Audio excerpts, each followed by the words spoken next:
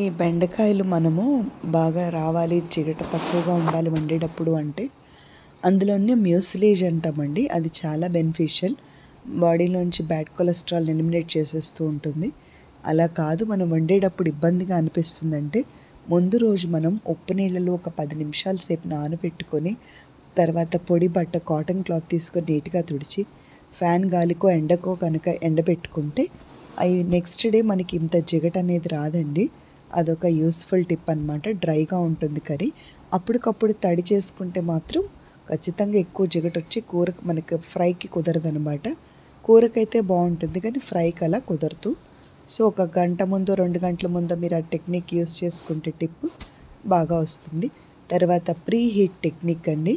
ఇండక్షన్లో అయితే 1200 degree temperature ఉంటుంది.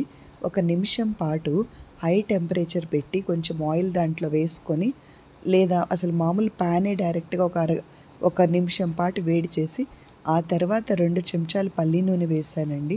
వేసిన తర్వాత ఈ బెండకాయ ముక్కలు మనం సన్నగా తరిగితే తొందరగా వేగిపోతాయి.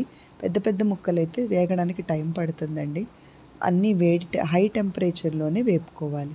ఇందులో పసుపు, ఉప్పు, కారము, ధనియాల పొడి, గరం మసాలా అన్నీ కూడా పావు చెంచా వేసుకుంటానండి. వేసాను. అయితే కొన్ని మెంతు పిండి కూడా ఒక పావు చెంచా, లేదా మెంతులు కొన్ని పావు చెంచా అన్న వేసుకోవాలి. వేసాను. కరివేపాకండి.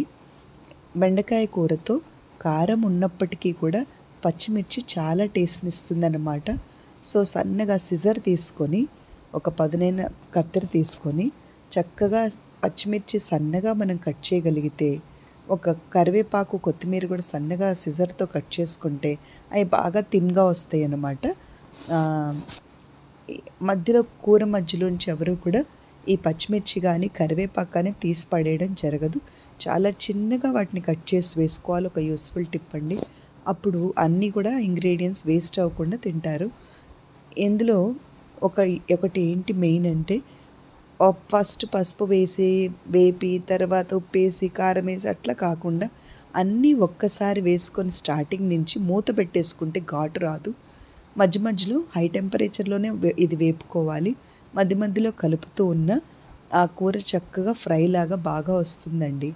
అయితే ఈ బెండకాయ కూర ముఖ్యంగా ఇక్కడ మనం ఏమీ వేయకపోయినా ఇక్కడ గమనించాల్సింది ఏంటంటే అండి, మనం ఇందులో తాలింపు గింజలు వేయకపోయినా, అల్లం వెల్లుల్లిపాయ పేస్ట్ వేయకపోయినా, ఉల్లిపాయలు వేయకపోయినా, ఇది హై టెంపరేచర్కి ఉడకడం వల్ల లేత బెండకాయలు కాబట్టి ఆర్గానిక్ బెండకాయలు అయితే ఇంకా మంచిదండి. అంటే ఇంట్లో మనం పండించుకునే బెండకాయలు అయితే ఫ్రెష్గా ఇంకా నీట్, చాలా ఆ సాఫ్ట్ వెజిటబుల్ టెక్స్చర్ అనేది ఉంటుందన్నమాట.